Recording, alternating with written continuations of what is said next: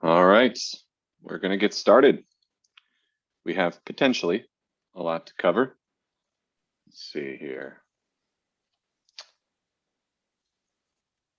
Make sure I'm appearing. If you guys can hear and see me, feel free to say so in the chat. Great. All right. So thank you all for joining. The first in what will be a bi-weekly series focused on different use cases for LabelStudio. They'll range from everything from beginner, which is today, all the way to advanced as we go along. And so thank you for joining the first in this series. My name's Michael Ludden. I head up community at Heartex, joined by one of the core engineers on the product, and at the company, senior front-end engineer, Nick, and I will let you pronounce your own last name so I don't butcher it. It's Skriabin. Skriabin, there we go. Yeah. And hey, before everyone. I kick it to you, yeah. So if you want to submit questions as we go along, Nick's going to be doing the bulk of this. I'll kick it to him in just a moment. Please join our LabelStudio community Slack. I put a little bit.ly down below. You can also go to heartex.com and then click on the, I believe it's join community or labelstud.io. And you can get to our Slack community there, but we're using the hashtag webinars channel for questions. So we'll try to get to as many questions as we can towards the end of this. Feel free to ask them as they go along. As I mentioned, this is a very beginner friendly first webinar, so there's no questions that are out of bounds. Generally, that's the case as well. So please feel free to ask away as Nick goes along. Some of them may be answered in the course of the webinar, and that's fine. But if they aren't, we'll try to get to them towards the end. Also, to some of you who filled out the form in advance, we have added your questions to a list that we're going to try to get to for the appropriate ones in the end. Some of them are a little more advanced and specific, and maybe we'll be able to get to them either in our Slack or in future webinars, but we'll get to what we can. I just want to go over the agenda briefly. Let's see, there we go. So the first thing we're going to do is obviously overview of LabelStudio. Nick's going to walk through what it can do, which is a lot. And then we're going to go through an installation guide. There are a lot of different ways to install this, both remotely and locally.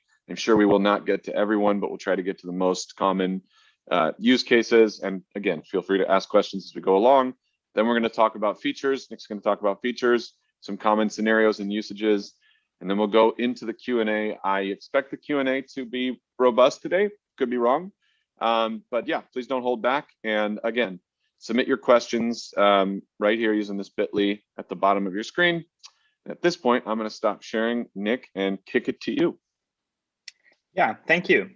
So we will start with like a little bit of introduction to what LabelStudio is and why you might need it. So LabelStudio is an open source platform for data labeling. Essentially, it's like the process where you take your raw data and help your machine learning stuff, your models, to understand what this data is and how to handle it. And LabelStudio is a tool that so helps you with that stuff. Basically, you can do image segmentation or some natural language processing, so that kind of stuff. We also support different types of annotation, like time series and working with PDFs, and very, very large list of features that LabelStudio offers. And there was a question asked like in advance about how you can like include LabelStudio in your like daily work, daily process. And as LabelStudio is a super feature-rich tool, there's plenty of ways you can integrate it with your own machine learning backends. We have this integration out of the box. You can integrate it with your cloud storage. You can invite people to your projects to collaborate with them on data labeling process. So basically, there's like unlimited amount of things you can do with LabelStudio. integrating it into your own processes in your company or in your pet projects or whatever. So yeah, that's basically it. And shall we start with the installation? So to install LabelStudio, you have multiple options. And if you navigate to labelstudio.io, you will see right off the bat that it has PIP installation. We might be Docker. getting some reverb here. I don't know if you've unmuted yourself. Yeah, I don't have any reverb, and everything's silent on my edge. Okay, so yeah, so we have Docker, PIP, and Git. As like the most simple way to install LabelStudio on your computer, we will take Docker today, but potentially we will cover all the other stuff that is like installation related in maybe upcoming webinars or on the Slack. Also, you can dive into the documentation of LabelStudio and find installation guides there. And just to mention, there are guides on how to deploy your LabelStudio installation to things like Heroku, AWS, or other cloud solutions. So everything's covered by the documentation you can find there. And we for sure will be covering that stuff in the future. So let's start with the Docker. Actually, it's super simple to install LabelStudio with the Docker, and the only thing you need to have on your computer is like a Docker itself. And after you install Docker, you just take this command and copy and paste it into your terminal like that. It will download latest image of LabelStudio and we'll do the rest of the setup, running migrations, preparing everything to you. So let's wait a couple of seconds.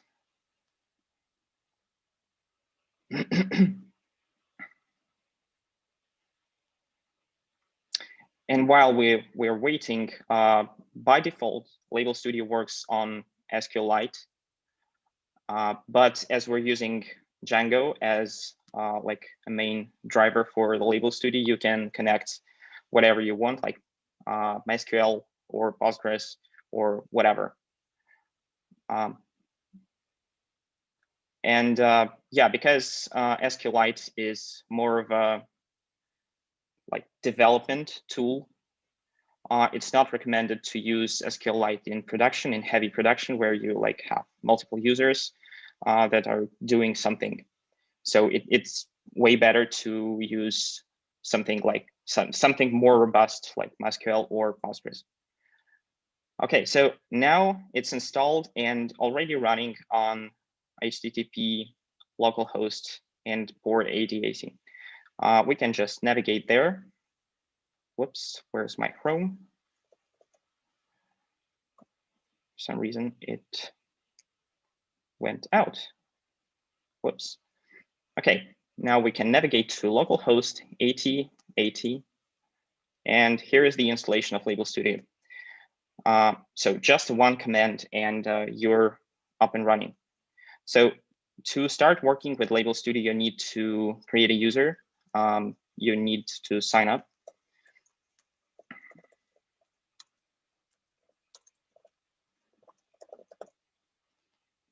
And here we go.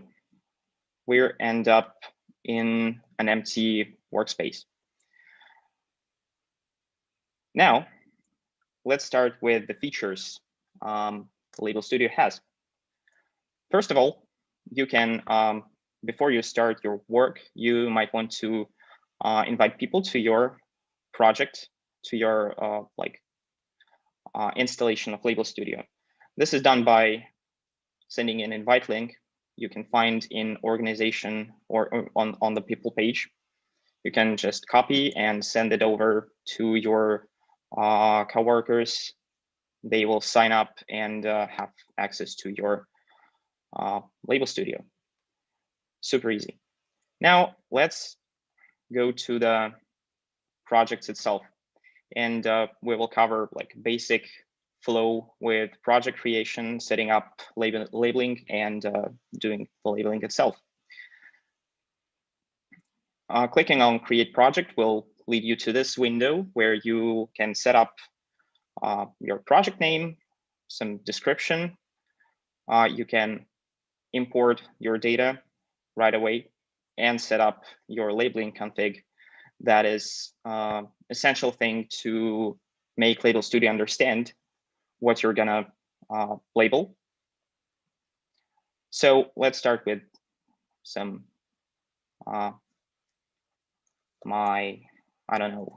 some project. And for the simplicity of this webinar, I will be using images as a source of data. I have a bunch of images here in my dataset folder. And to import them into the project, you just drag and drop like that. All the files were uploaded and are ready to be labeled. And the only thing now that is left is to set up labeling config. So you can see here that LabelStudio right out of the box has a bunch of different ways how you can label your data. It supports computer vision, natural language processing, audio and speech processing, conversational AI, ranking, and different stuff. And the time series I was talking about a few minutes back. We will be covering most of this stuff during our next webinars because it's rather advanced. But for now, we will be using computer vision and in particular, object detection with bounding boxes. Now, you end up, by clicking on the template, you end up in this wizard thing where you can add your labels.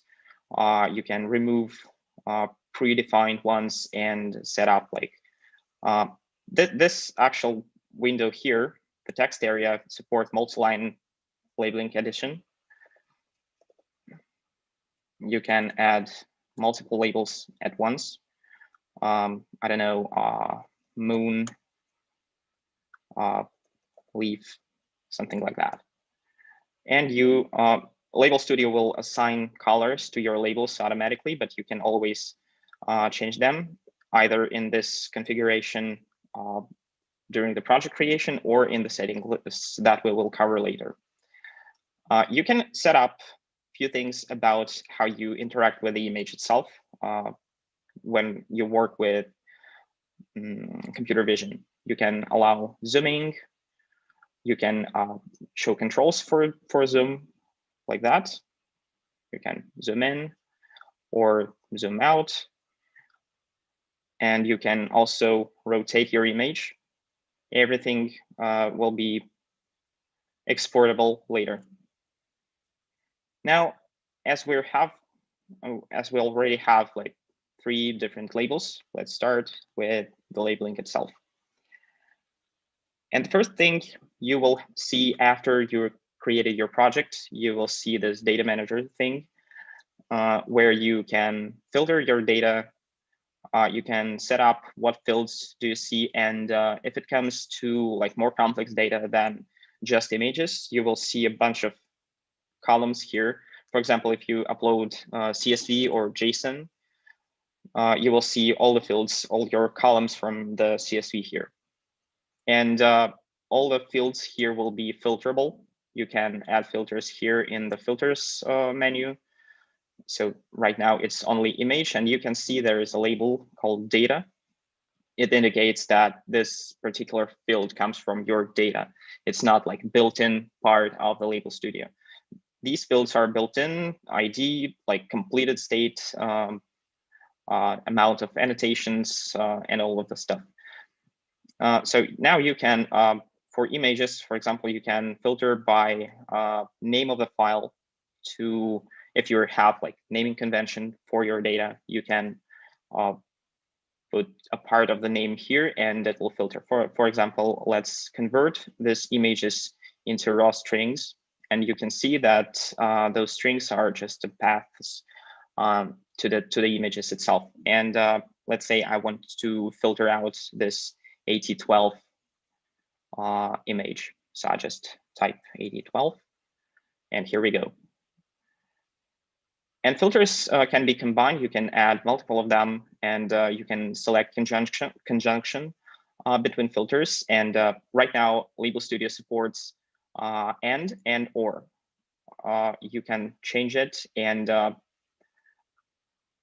the data will be filtered either by this filter or this when you select or. And if you select and, it will filter by matching all of the filters against your data. So, okay, that's about, oh yeah, and you can actually sort your data if you want. You can set up ordering by any of the fields that are available for filtering. Those fields are available for sorting as well. You can sort by, for example, image and something like that. And it will sort them in alphabetical order, or just reset to default. By default, it doesn't have any ordering set up, and data appears as you upload it. Now, LabelStudio has two different ways of labeling. First one is what we call quick view, is where you click on the row and you can see your data samples on the left and labeling interface on the right. Here you just can annotate your data. For example, this is a moon, pretty much like that. And you select the moon label. You label the stuff here and click submit. That's it. And you go through all of the data samples you have, annotating the images. Or another way to interact with the data. And this is helpful when you want to perform non-bias annotation, is a label stream. Label stream is basically a mode where the server decides what task would be next for you. And you receive one task at a time. You don't know what will be next, and you cannot go, oh no, in this version you can go back. But yeah, so the server will send you a random task from the list where you can annotate. So none of my labels match this image, so I just skip it. But this one match a bird. And as you can see, there's no this list of the tasks on the left. You cannot go like to any random task you want. In this mode, you only have like one by one task annotation. And at this point, I want to label my bird. And I click submit. The data is saved to the server at this point and ready to be exported if you're good with your data set. So you can see now in Data Manager that completed field is filled up with the date and time when the task was completed. And now you can actually export your data. We have a bunch of different ways to export. For example, for computer vision, we support JSON, JSON main, CSV, TSV, Cocoa, and Pascal VOC XML. Let's export, let's say with CSV. Yeah, and for the export, there will be only tasks that are completed. You can open up, whoops, it will be open this. No, I don't want it. Let's open it this way. just a text file. So yeah, here we have our images that are annotated.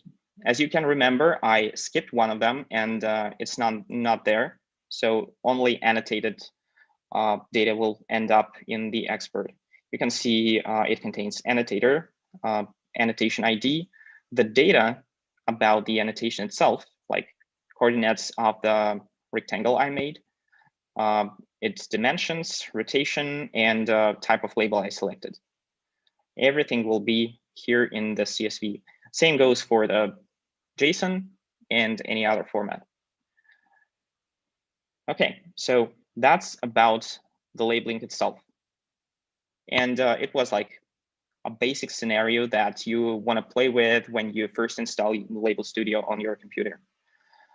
Now, let's go to the settings, because there are a bunch of different interesting things going on. First of all, in settings, you can change the name of your project. You can add optional description that will appear on the projects list that I will show in a minute. Let's say of my images like that. And you can select a color for your project to make it more visible in the list, especially useful when you have a bunch of them and you want to color code your projects, something like that. So let's say green one. Now we save and we're good to go. And if we navigate to the projects list, we can see it's now green. It contains my description and the date when it was created, and also it contains a user pic of the user that created the project. Now let's go back to the settings. If something changed about your labeling process, you can always adjust your settings to the labeling interface itself. In this section, you can either add or remove your labels. You can change colors. For example, let's say bird will be something like this bluish color. Now we save. And we end up in this data manager again after saving. And if we go to the bird that we labeled earlier here, we can see that the label changed, the annotation changed its color, and the label itself has a new color. So if you want to color code your labels, that's the place where you want to do that. Also, for more advanced users, we support editing this stuff in a form of XML. You can read all about those tags in our documentation. I will not be covering this during this webinar because it's rather complex thing to describe, because like it's pretty advanced, yeah. And we have a lot of things supported right here. So maybe next time. Now for the instruction. Instruction is super useful when you invite third-party collaborators to your projects and you want to describe how they should perform an labeling process. So if we select this checkbox here and add something to this field, like select only birds, and we hit save, when we go back to the project, to the data manager, and open any of these tasks, we will see that a small icon here appeared. And if you click on that, you will see the instruction you just made. And it will be a little bit different for the label stream, because in label stream, they want to focus on labeling. They don't want to focus on the interface. When you click on labeling, you will see instruction right off the bat. It will automatically pop for you instructing how to perform a labeling process. Now, let's go back to settings again. So that's it for the instruction. We also have external machine learning backends integration. And if you have your own machine learning backend, that's the place where you want to add it. I will not be covering like setting up machine learning backend this time, but basically what you're doing here is like setting up title, setting up a URL to your backend. It might be either your local backend or something remote on your AWS or like a dedicated server. And this stuff is super helpful when you want to proceed with something like active learning or whatever. LabelStudio will automatically communicate with your machine learning backend. Will send over data from the labeling there, and your model will train as you go through your data set. Next section here is cloud storage. You can integrate with a LabelStudio with a bunch of cloud storages, and if there are anyone who's been watching our previous webinar with Pachyderm, they clearly showed how you can integrate with your own S3 bucket to store and synchronize data, and then export it back to the S3. But we support not only S3, but also Google Cloud, Microsoft Azure, Redis, or you can store it locally. Yeah, so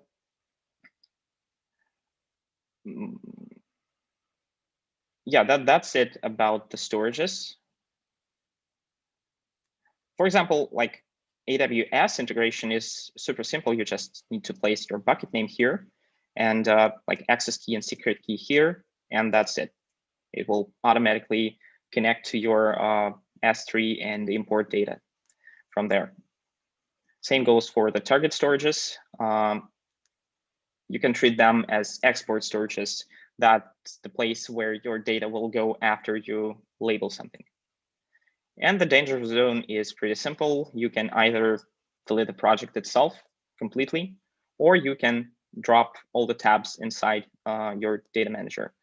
Yeah, we have tabs in data manager here. You can add them, and they are stored on the backend on the server, available for all the users right now. So if you like set up a filter, something like that, and we'll then reload the page, you will see that your filter is still active. There's the value you entered. And actually, you can see that this thing is shareable. You can send it over to your coworker, and he will see that something you want to show them. And if something goes wrong, sometimes it does, you can go to danger zone and drop all the tabs, and then navigate back to the data manager, and you will see that there's no filters and only a default tab exists in the project. So that's the basics of the LabelStudio.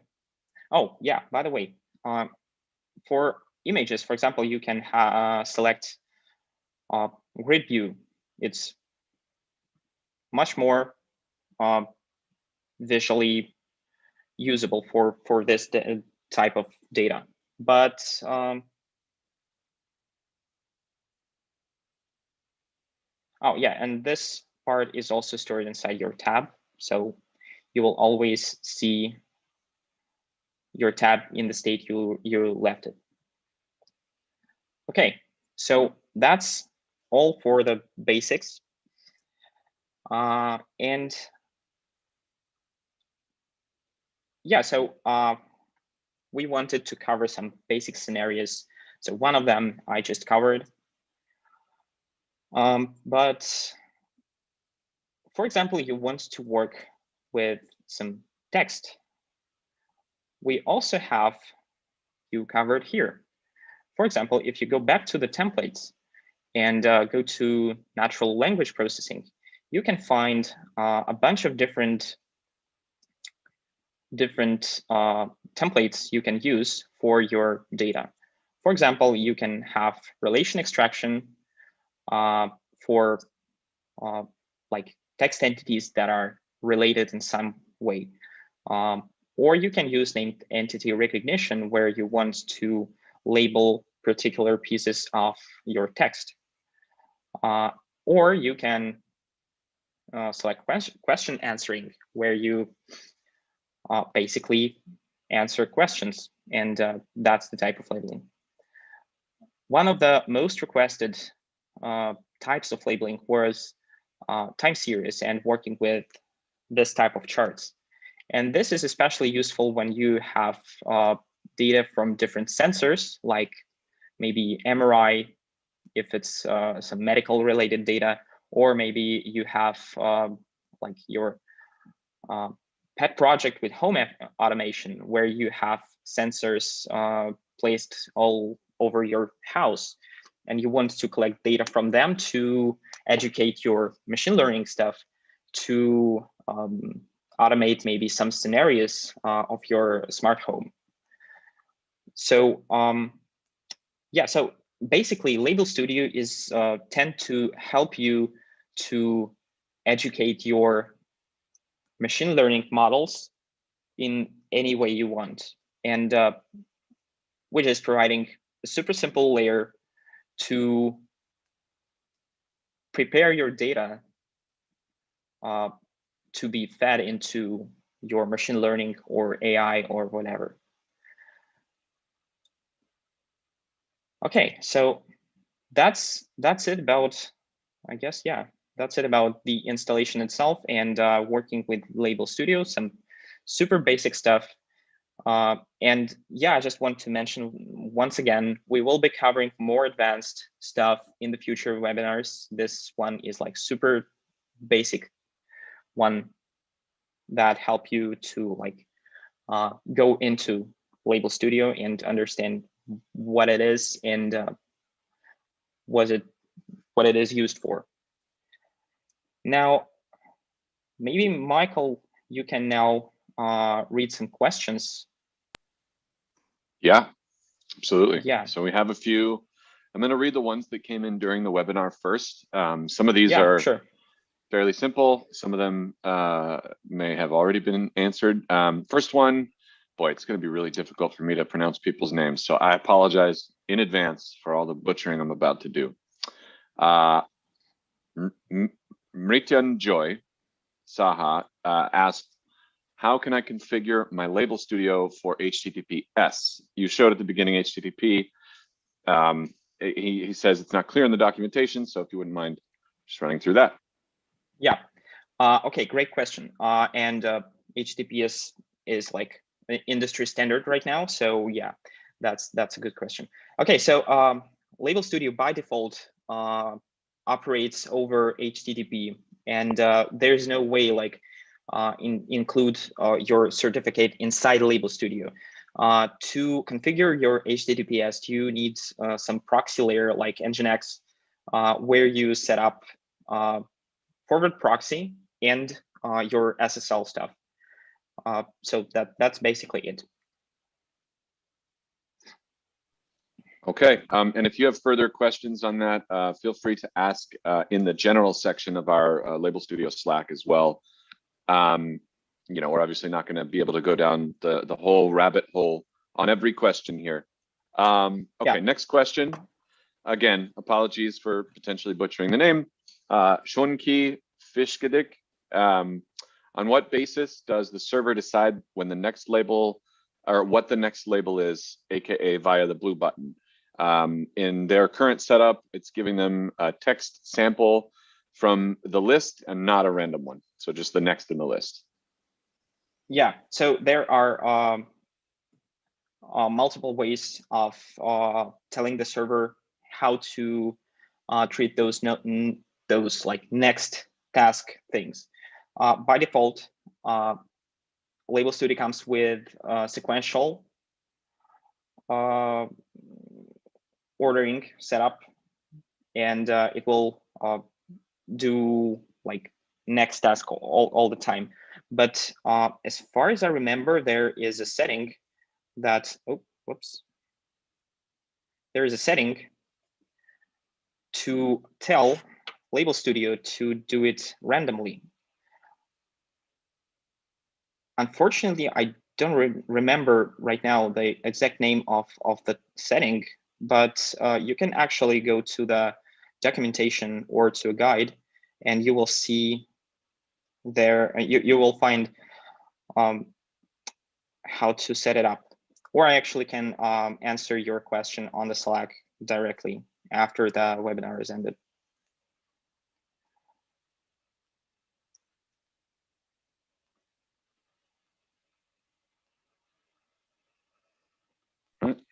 All right. Hopefully this works. Okay, next question. So is there, this is from Serval Sun, is there a way to switch from default SQLite to MySQL after setup specifically?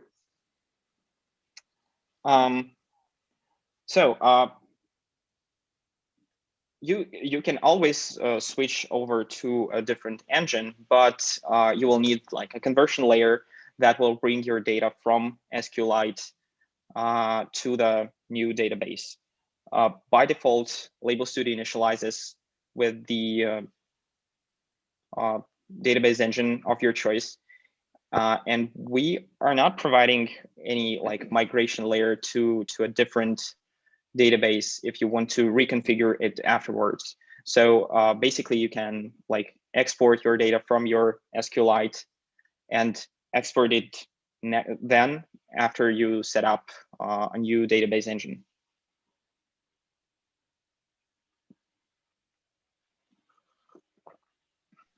Awesome. All right, before we get to the next question, I just want to say, Nick basically never sleeps. So thank you on behalf of everyone for also conducting this webinar and fielding pretty much every question.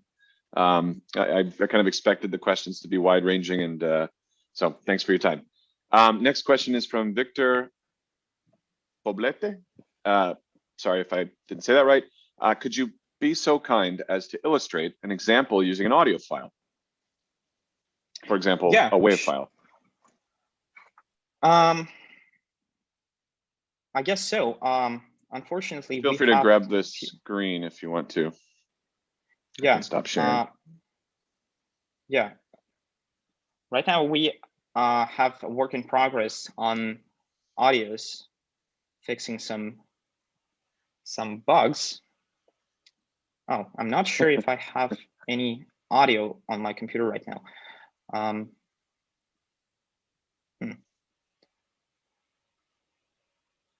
So yeah, unfortunately, I don't have any audio files on my computer to test it. Oh, or maybe I have, but let me check just real quick. Sure. And while you're doing that, I'm gonna go back here, and maybe I can grab another question just in case you don't. Yeah. If we don't, maybe that's something we can cover in the future. At any rate, Victor, and yeah, happy to talk through that with you. Okay, this is. Oh, go ahead. No, unfortunately, I don't have any audio to showcase this question. Unfortunately, yeah. So, but we actually can cover that during the next webinar, I guess. Yep, sounds good. Okay, next question from Shonki, who asked a number of good ones. And this is a bit of a leading one, so I don't know that this is true, but this is how the question is phrased. Is using the local file storage option still insecure? So it basically depends on how secure your server actually, because like LabelStudio operates with the server and with the file system you have, and basically to make it more secure, you may want to protect your server with some sort of a firewall or something like that to protect your data. But essentially, the level of security of your file storage is completely up to your server configuration and the protection of the server itself. Yeah, and if you wanted to follow up on that, Shonki, or also correct my pronunciation, then feel free to clarify. Next question, I think you're going to know the answer to, or I know what you're going to say. Is there a way, and this is also from the same person, is there a way to set permissions for users so I can decide which user is allowed to work on /view which project, basically about user permissions? Yeah, and that's a question we often get, but it is a part of our enterprise version of LabelStudio, and we don't have plans to expose it to open source right now.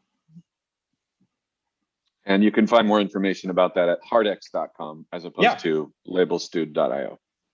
Yeah. Okay. Okay, we got a suggestion for a time frame. I'm not sure, Serval, what evening is to you. That might be a useful clarification. We are playing around with times. This is a question about, can we have the webinars later in the day? Absolutely. The previous one was a little bit later, but we're still trying to find the right time. So please, we also have on the screen here a type form. I'll put it in the chat later. It's basically, you can give feedback on the webinar. Please do let us know when you'd like the webinar to be. There's actually a question in that survey about if you want the webinar later, earlier, or if it was just right. And feel free to just add some context to that. I think there's a few text boxes you can fill in as well. And I'll be posting that in just a moment. And I believe that's all the questions we have that were asked during the webinar. Let me just tab over to some that were asked in advance. Some of these are kind of complex. Let me see here. Right tab. No, I don't know if this is going to affect anything, but I'm sharing this tab. All right, so okay, we get asked this question a lot. This is okay, so you are just seeing my whole screen. Let me just stop sharing then for a moment. We get asked this question or similar different versions of it a lot. And that is, here we go. How do you create a labeling configuration for time series data that is, oh, actually, no, this is about storage coming from S3 and labeled data to be pushed back to S3. Sorry, that was different than I thought it was. Let me ask that again. How do you create a labeling config for time series data that is, this is, okay, I'm just gonna read it as is and you can tell me if it makes sense to you. How to create labeling config for time series data, demo of labeling time series data that is coming from S3 and the labeled data to be pushed back to S3. I guess that's about me like performing a showcase on that particular thing. So actually, those two things, like labeling config itself and S3, are completely non-related. You can set up S3 for any type of labeling, actually. It can be either computer vision or natural text recognition or whatever. It doesn't really matter what type of labeling you choose. And speaking of time series, we have a bunch of examples in the playground and also in the guide itself that showcase how you set up your labeling configuration to perform time series annotation. I actually, since I lost all of the data sets to showcase all the stuff, so yeah, but actually you can navigate to labelstud.io and find inside the tags section, I guess. Let me just check real quick. A time series. Oh, yeah, by the way, we have a dedicated announcement about the time series itself on our blog. So you can find an article here. And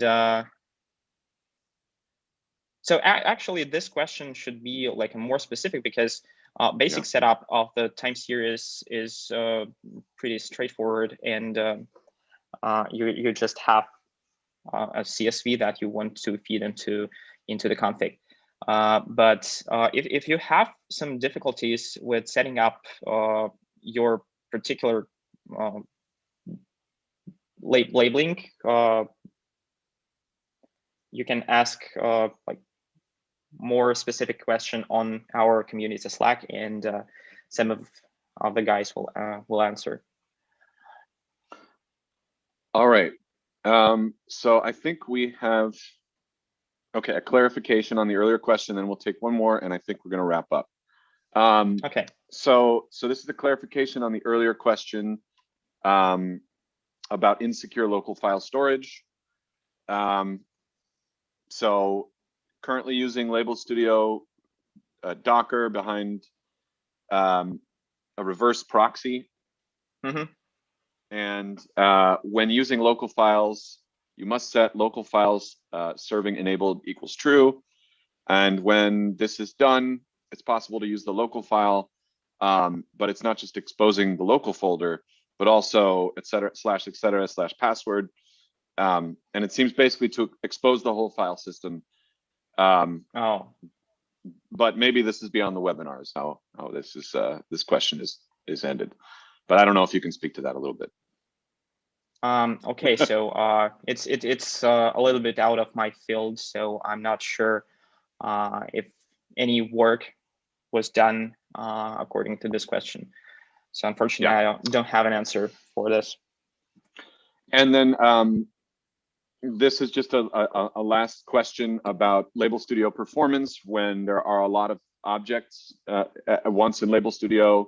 There's some slowdown, and I know we're aware of this. So maybe you can speak to what's being done to optimize that. So we have plans to work heavily on LabelStudio Frontend, which is our main labeling interface of LabelStudio. In, I guess, Q3 this year, we will be working strongly on performance improvements. So yeah, that's it. Unfortunately, right now it has some limitations according to amount of labels and objects you have. But we're on it. We are definitely on it. All right, well, hey, thank you, Nick, for your time. Thank you, everyone who joined. We're gonna be running this series bi-weekly. I've posted in the webinars channel on LabelStudio this link to the forum. We would love your feedback. We would love your suggestions for the topics we should cover next. We're not announcing what the topic will be, but it will be on a Wednesday, 2 weeks from now. Timing is also included, like I mentioned earlier, in the poll, so please let us know your preferred time. We hope this was useful. This is just the very beginning. We're going to be doing these regularly and creating playlists that are hopefully helpful to people and at least slightly evergreen. Obviously, the product gets updated fairly regularly, so we'll need to refresh these every so often, but we hope these can be a resource for you guys. And please do give us your feedback, and thanks again.